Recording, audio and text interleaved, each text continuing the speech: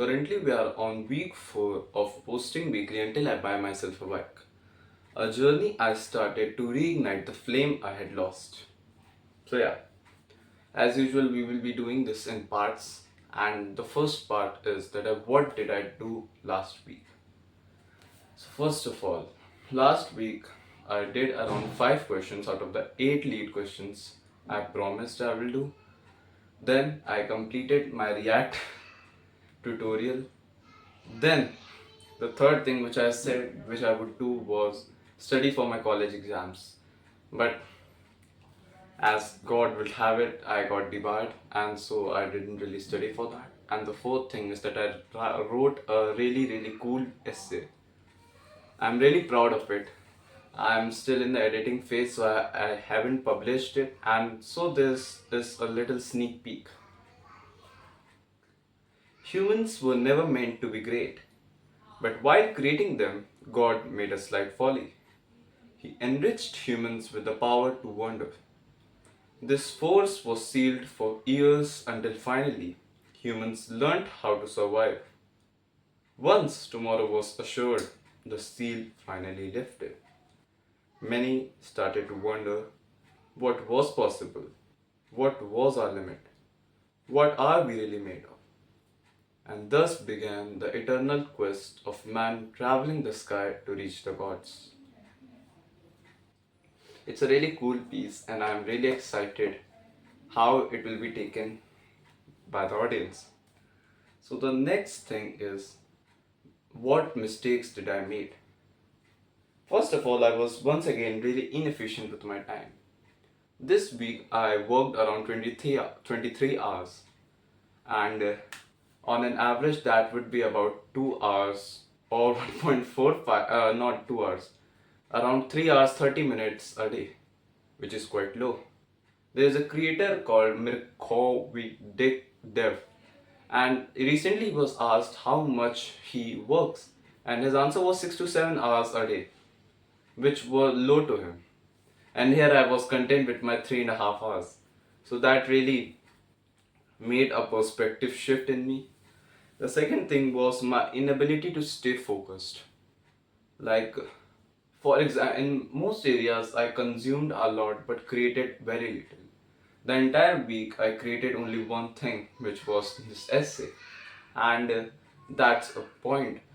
I asked actually ChatGPT of how my day went, and I asked him to rate it. And the one major problem it came up with that I consumed too much and created too little. Thus, particularly in code, it pointed out that I needed to create more code rather than just consume more code. Like my normal way of doing things is I consume a lot of things, I understand it, and then I do it. But that's not how you innovate something. That's not how you properly learn it. You learn by being clueless about the thing and then starting from there. And thus that's one of the things which I need to work on. I need to consume little, create much. And the third thing is my inability to stay focused for a long period of time. I always wanted to be like Light Yagami or Kiyotaka Koji, like these mastermind people. These people who have great intelligence and they can understand people, they can understand their own situation, assess it, and do the right thing. And I never was able to be like them. And the one pattern which I observed in all of these geniuses was their ability to stay focused for weeks on end on a particular task. Like most of these geniuses forget to eat while they're working because they are too focused on their task.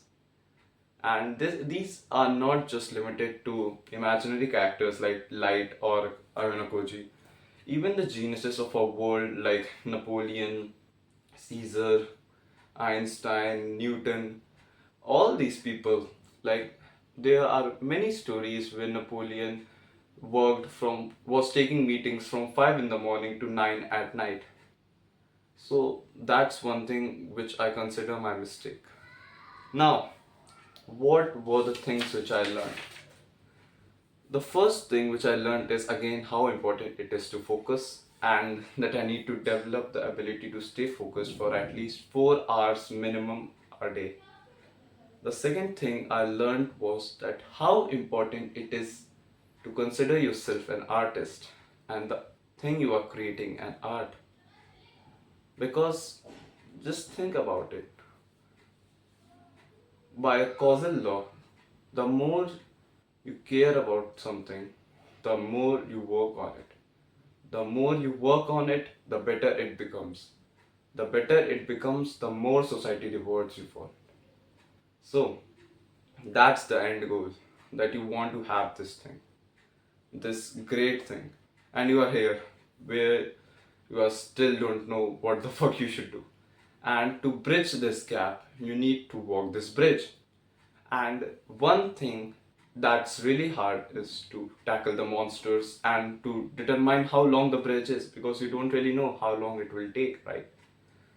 But then there's this twist. When you consider yourself an artist and the thing you are creating an art, you forget about the time. You forget about this bridge and you just focus on the next two steps of creating it and perfecting it a little bit, just a little bit, just a little bit more.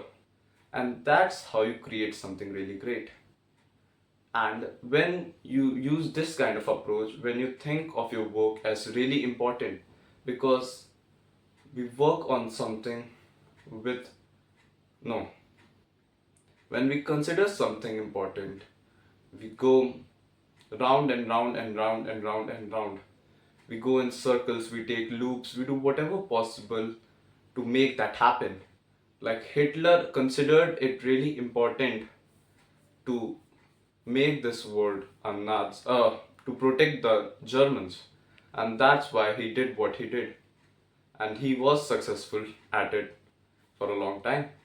Like all these people you see as geniuses, as greats, they believed that what they were doing was essential, and thus you could even see that in the way they portrayed themselves, the energy that came out of them, that they are important by virtue what they are doing is important. And Steve Jobs in the Apple's 1997 commercial Think Different capsulated this perfectly. And I would read you Steve in his own words. Here's to the crazy ones, the misfit, the rebels, the troublemakers, the round pegs in the square holes, the ones who see things differently. They are not fond of rules and they have no respect for the status quo. You can quote them, disagree with them, glorify or vilify them. About the only thing you can't do is ignore them. They push the human race forward. While some may see them as crazy ones, we see geniuses. Because the people who are crazy enough to think they can change the world are the ones who do.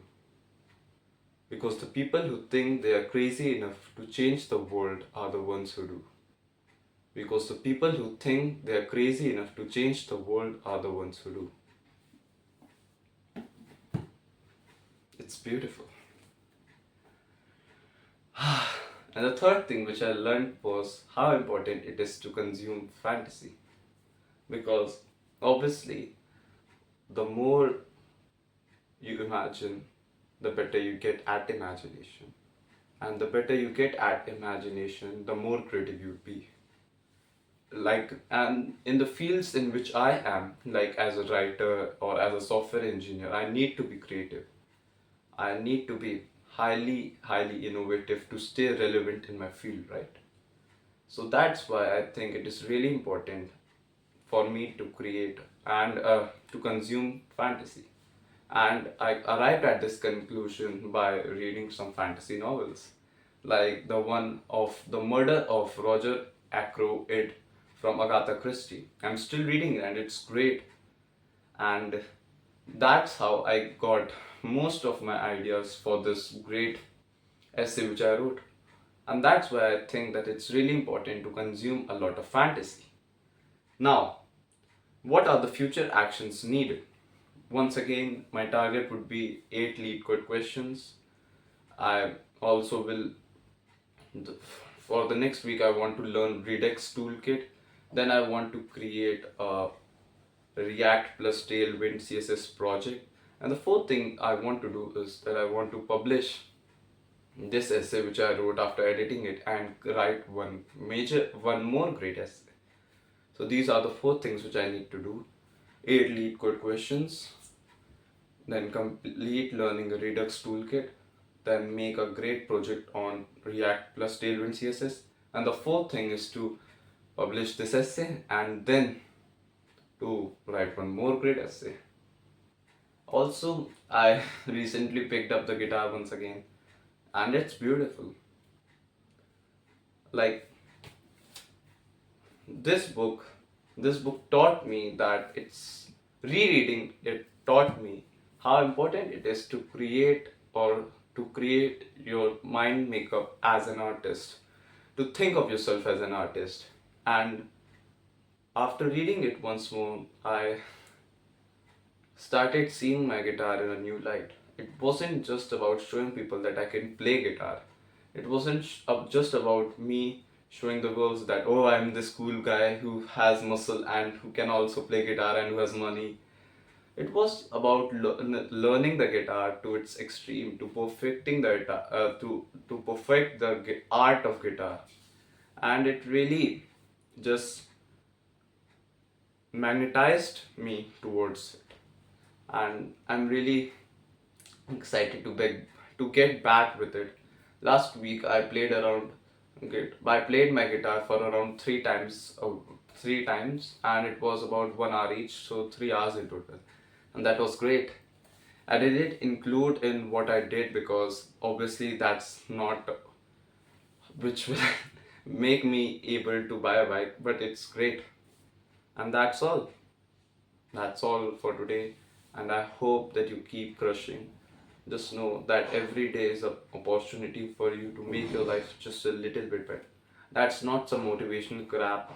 It's a thing which I tell myself every day because it's hard.